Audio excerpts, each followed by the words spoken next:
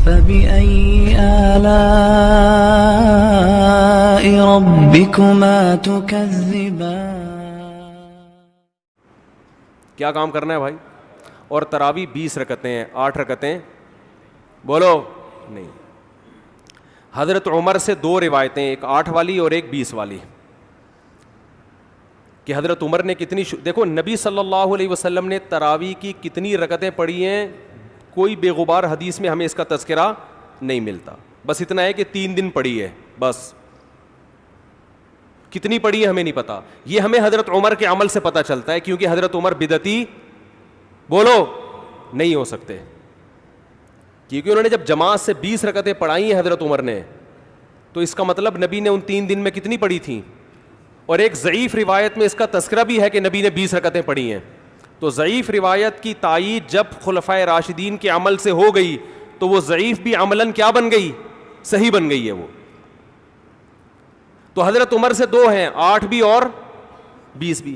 8 والی پر امت نے کسی امت نے عمل ہی نہیں کیا, کیونکہ وہ بالاتفاق مضطرب ہونے کی وجہ سے ضعیف ہے, سند کی وجہ سے نہیں بلکہ مضطرب, کیونکہ جو راوی حضرت عمر سے 8 بیان کر رہا ہے وہی کتنی بھی بیان کر رہا ہے, 20 بیان کر رہا ہے.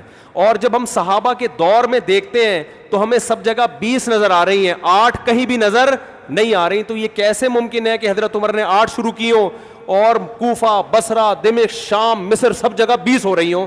اس سے پتہ چلتا ہے کہ حضرت عمر سے جو 20 والی روایت ہے وہ صحیح ہے, 8 والی صحیح نہیں ہے. اور اس کی سب سے بڑی دلیل یہ ہے کہ موطا امام مالک میں ہے 8 رکعتوں والی, جو امام مالک نے نقل کی ہے, لیکن امام مالک خود 8 کا فتویٰ نہیں, وہ خود 20 سے زیادہ کے قائل ہیں, وہ تو 20 کے بھی نہیں 36 کے قائل ہیں.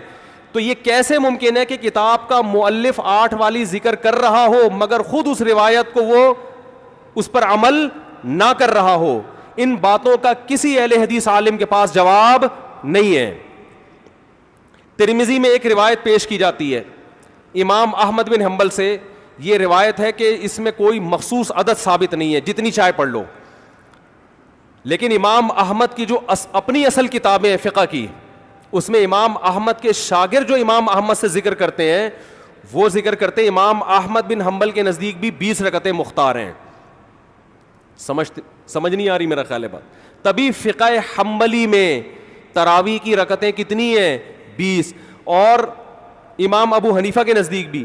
لوگ پتہ ہے مجھ سے کیا کہتے ہیں, لوگ جو ہے نا کہتے ہیں کہ یار آپ ان حدیثوں کا انکار کر رہے ہو جس میں 8 آتا ہے. 8 والی جو بخاری کی حدیث ہے نا اس کا تراویح سے کوئی تعلق نہیں ہے. بخاری میں آتا ہے نبی رمضان اور غیر رمضان میں 8 پڑھتے تھے, اس کا تراویح سے کوئی تعلق, وہ تو غیر رمضان میں بھی تھی. اتنی سینس نہیں ہے یار, آپ ہمیں قرآن و حدیث سکھا رہے ہو اور ہمیں اپنا مقلد بنا رہے ہو, اتنے بڑے بڑے مجتہدین کی تقلید چھوڑ کے. میں لوگوں سے ایک بات کہتا ہوں, ایک قرآن و حدیث وہ ہے جو ابو حنیفہ, شافعی, مالک اور احمد بن حنبل نے سمجھا, اور ایک قرآن و حدیث وہ ہے جو 15ویں صدی کے مولوی سمجھ رہے ہیں. کس کی فہم زیادہ صحیح ہوگی بولو بھائی؟ ایک قرآن وہ ہے جو انجینئر بیان کر رہا ہے حدیث, ایک حدیث کی تفصیل وہ ہے جو امام مالک بیان کر رہے ہیں, ابو حنیفہ بیان کر رہے ہیں, جن کی 80 ہجری میں پیدائش ہوئی ہے, تابعین میں سے ہیں, جو امام شافعی بیان کر رہے ہیں. تم امام شافعی کو چھوڑ رہے ہو, تم امام ابو حنیفہ کو چھوڑ رہے ہو, تم امام مالک کو چھوڑ رہے ہو, تم احمد بن حنبل جیسے محدث اور فقیہ جو امام بخاری کے استاذوں میں ہیں ان کو چھوڑ کر فالو کس کو کر رہے ہو؟ انجینئر کو. اور تم کہہ رہے ہو ہم صرف قرآن و حدیث کو مانتے ہیں, ہم کسی اور چیز کو نہیں مانتے. تم قرآن و حدیث کو نہیں مانتے میرے بھائی, تم مقلد ہو, اندھے مقلد ہو. تم قرآن و حدیث کی اس تشریح کو مانتے ہو جو انجینئر کر رہا ہے, اس تشریح کو نہیں مانتے جو احمد بن حنبل کر رہے ہیں, جو ابو حنیفہ کر رہے ہیں, جو امام مالک کر رہے ہیں, جو امام شافعی کر رہے ہیں. یہ بڑے بڑے تابعین, تبع تابعین, مجتہدین جن کو پوری امت نے فالو کیا ہے. تو 8 رکعت کی جو موطا امام مالک کی حدیث ہے, اس 8 رکعت پہ امام مالک نے فتویٰ نہیں دیا. کیوں؟ اس لیے کہ وہ حدیث مضطرب ہے, اس میں راوی ایک بیان پہ ٹکتا نہیں ہے, کہیں 20 بیان کرتا ہے, کہیں 8. جب راوی کے بیان میں تضاد ہو تو حدیث مضطرب ہونے کی وجہ سے رد ہو جاتی ہے. اور میں آخری بات کر کے بیان کو ختم کرتا ہوں, یہ جو تراویح کا لفظ ہے یہ 8 رکعتوں پہ فٹ ہی نہیں بیٹھتا ہے. اس کا بھی میں جواب سوال کر رہا ہوں لیکن کوئی جواب نہیں دے رہا. دیکھو اپنی مرضی کے سوال بنا کے جواب دے دیا کرو تو لوگ واہ واہ کریں گے. آپ میرے ساتھ یہ ہو رہا ہے, میں جو بیانات میں اعتراض کرتا ہوں نا اس کا جواب نہیں مجھے ملتا, خود سے اعتراض بنا کے کیا کر دیا جاتا ہے جواب. جیسے میں نے بتایا تھا کہ حرم میں 4 مصلے تھے, حنفی, مالکی, شافعی, حنبلی, 4 مصلے تھے نا کئی سو سال تک, جو کہ نہیں ہونے چاہیے, ایک ہی ہونا چاہیے تھا مصلی. تو لوگوں نے اعتراض کیا 4 مصلے تھے حرم میں, یہ دیکھو کتنا غلط, یہ حنفی مالکی ایسے ہوتے ہیں. تو میرا سوال یہ تھا کہ 5واں کیوں نہیں تھا اس وقت؟ اس کا مطلب 5واں فرقہ وجود میں آیا ہی نہیں تھا, وہ اب پیدا ہوا ہے. وہ ٹھیک ہے 4 غلط تھے, لیکن اس غلط کو بھی صحیح ان 4 میں سے ایک نہیں کیا ہے. سمجھ رہے ہیں کہ نہیں بھئی ایک امام ہونا چاہیے, 4 الگ الگ جماعتیں نہیں ہونی چاہیے. لیکن اس کا مطلب 700 سال تک امت یہ سمجھتی رہی کہ اہل سنت والجماعت کے 4 نمائندے ہیں, 4 مکتب فکر, 5واں کوئی تھا ہی نہیں, لہذا اس کا کوئی مصلی تھا ہی نہیں. تو سوال یہ تھا, لیکن جب سوال یہ پوچھا جائے تو ایسے جواب ملتا ہے کہ وہ سوال ہی پی جاتے ہیں. سوال یہ جواب یہ دیا کہ غلط ہو رہا تھا, یہ بدعت ہے, اور یہ بدعت ہے, یہ ناجائز ہے. تو ہم کب کہہ رہے ہیں کہ صحیح تھا بھائی وہ, لیکن یہ پوری دنیا میں نہیں ہو رہا تھا, یہ صرف حرم میں ہو رہا تھا.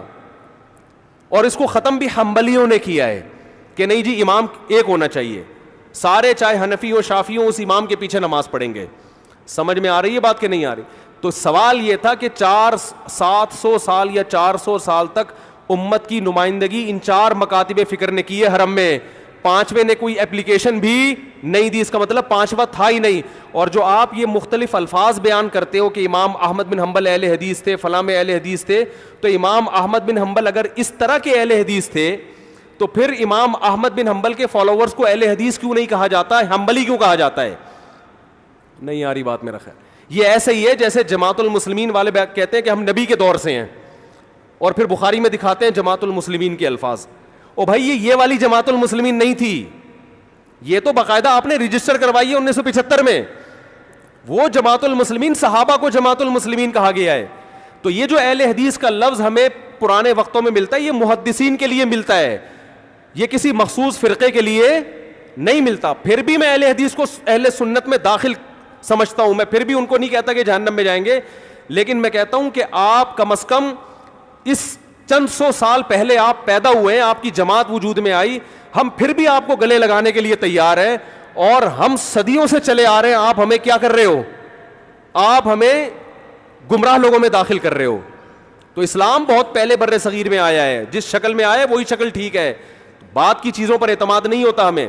تو میں ایک بات کر کے بیان کو ختم کرتا ہوں. یہ جو 8 کا لفظ ہے نا, تراویح کا لفظ ہے, یہ 8 رکعتوں پر صادق بولو نہیں آتا.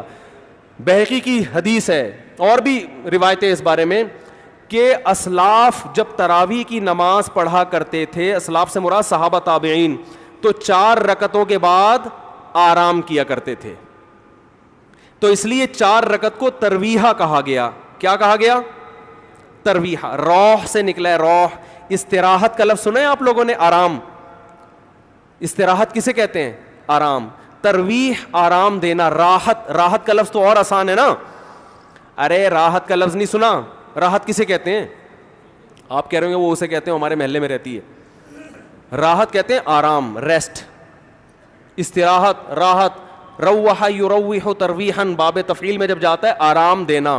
تو ترویحتن, کیونکہ 4 رکعتوں کے بعد آرام کرتے تھے, تو ان 4 رکعتوں کو کیا کہا گیا؟ ایک ترویحہ, یعنی ریسٹ ہے اس کے بعد. اب ترویحہ کا جو لفظ ہے نا, 4 رکعتوں کے بعد کیا ہو رہا ہے؟ Rest. It is called tarawih. سب کو پتہ ہے 4 رکعتوں کو ترویحہ کہتے ہیں. 2 ترویحوں کو عربی میں کہیں گے ترویحتان. کیا کہیں گے؟ جیسے رجل کا معنی ایک آدمی, رجلان 2 آدمی. عربی میں 2 کے لیے الگ لفظ استعمال ہوتا ہے, 2 سے زیادہ کے لیے الگ. تو اگر یہ 8 رکعتیں ہوتی تو ان کو محدثین تراویح نہ کہتے بلکہ ترویحتان کہتے, یا ترویحتین کہتے. کیا کہتے؟ 2 ترویحیں. اور ان کے بیچ میں ویسے بھی ریسٹ کی ضرورت پڑتی نہیں, ٹھیک ہے نا. 4 رکعت کے بعد امام بیٹھتا, بولتے چل بھائی آگے جلدی کر, جانا بھی ہے گھر میں ہم نے. تو ترویحتین کہتے, ان کو محدثین تراویح نہیں کہتے. اور تراویح کا لفظ ہے جمع. عربی میں جمع کم سے کم افراد کتنے ہوتے ہیں اس کے؟ 3. تو کم سے کم 12 رکعتیں ہونی چاہیے. لیکن تراویح بھی جمع کثرت ہے, جمع قلت کثرت جمع اقصا کہتے ہیں جو بہت زیادہ جمع ہو. تو پتہ چلا 4 رکعتیں کافی زیادہ ہیں تو ان کو تراویح کہا جائے گا. 4 رکعتیں تھوڑی سی بھی ہو تو ان کو تراویح 4 رکعتیں اگر 3 دفعہ آئیں گی تو اس کو بھی علی وجہ الکمال ہم پورے طور پر تراویح کا لفظ اس پہ صادق نہیں آئے گا. بات آ رہی ہے سمجھ میں کہ نہیں آ رہی ہے؟ سمجھ میں سب آ رہی ہے لیکن گھننے بن جاتے ہیں, گھماتے ہیں. اب دیکھیں نا یوٹیوب پہ اس کا جو بیان آئے گا نا اس میں گھمایا ہوا ہوگا, اس میں گھمایا یہ اپنی طرف سے نکالا ہوا ہے. اپنی طرف سے نہیں بھائی, بحقی کی حدیث ہے, مصنف ابن ابی شیبہ کی روایتیں ہیں, آپ دیکھ لو. اس میں لوگ کہتے ہیں حوالہ کیوں نہیں دیا مفتی صاحب نے. آپ انکار کرو میں حوالہ دوں گا انشاءاللہ. آپ انکار کرو کہ ایسا نہیں ہے, ہم ٹائم بچا رہے ہیں اپنا. وہ مجھے کہہ رہے تھے نا اس بحث میں کہ مفتی صاحب آپ دلیل دو, جو دعویٰ کرے دلیل اس کے ذمے ہے. میں نے کہا دلیل اس کے ذمے اس وقت ہے جب سامنے والے دعوے کا انکار کرے. میں نے ستار بھائی کو میں نے کہا کہ ستار بھائی تم نے 1 لاکھ روپے لیے ہیں. ستار بھائی کہہ رہے ہیں نہیں, ہاں لیے ہیں. تو مجھے کیا ضرورت ہے میں گواہ پیش کروں کہ دلیل دوں؟ وہ مان رہا ہے. تو یہ سب مانتے ہیں. یہ تو علماء جس نے بھی حدیث کی کتابیں پڑھی ان کو پتہ ہے کہ ترویح کا لفظ اس لیے لکھا ہوا ہے اس میں. تو اسلاف سے مسجد نبوی میں حرم میں ایک رمضان بھی ایسا نہیں گزرا جب سے حضرت عمر نے 20 رکعتیں شروع کرائی ہیں کہ 20 رکعت سے 1 رکعت بھی کم ہوئی. زیادہ تو ہوئی ہیں, کم بولو نہیں ہوئی ہیں. 1 امت اتنی بڑی گمراہی پر 1400 سال سے جمع ہو گئی. تو میرے بھائی جو آپ سے قرآن و سنت کے نام پہ بات کرے نا اسے بولے بھائی ٹھیک ہے میں قرآن و سنت ہی کو مانتا ہوں, مگر قرآن و سنت کی وہ تشریح جو ان مجتہدین نے کی ہے اس کو مانوں گا. جو 15ویں صدی کے مولوی کر رہے ہیں تشریح, میں اس کو بولو نہیں, چاہے وہ سعودی ہوں. لوگ کہتے ہیں سعودی عرب میں 8 رکعتیں ہر جگہ ہو رہی ہیں. سعودی عرب میں آج ہو رہی ہیں, 100 سال پہلے کے سعودی عرب میں 8 رکعتیں کہیں بھی نہیں ہوتی تھی. تو یہ کوئی سعودیوں کا کلمہ تھوڑی ہم نے پڑھا ہے کہ جو سعودی عرب میں تو بہت سے لوگوں کی داڑیاں نہیں ہوتی. تو کیا مطلب داڑھی کا انکار کر دو گے آپ؟ تو ہم نے فالو کرنا ہے امام مالک کو, امام احمد بن حنبل کو, امام شافعی کو. یہ بڑے بڑے محدثین تھے, مجتہدین تھے. خلفائے راشدین کو, خلفائے راشدین کے دور میں کوئی ایک روایت دکھا دو 8 رکعتوں والی, کوئی ایک روایت. ہاں جو حضرت عمر سے موطا میں منقول ہے اس کا جواب میں نے دے دیا. اس کے علاوہ کہیں دکھا دو کہ بصرہ میں, کوفہ میں, دمشق میں, صحابہ تابعین کے دور میں رمضان میں 8 رکعتوں سے جماعت سے نماز کسی نے پڑھی ہو. تو نہیں ہے کچھ بھی اس میں. تو اس لیے جو طریقہ صدیوں سے تواتر کے ساتھ چلا آ رہا ہے وہ کتنی رکعتوں کا ہے؟ 20 رکعتوں کا. تو اسی کو فالو کرنا چاہیے.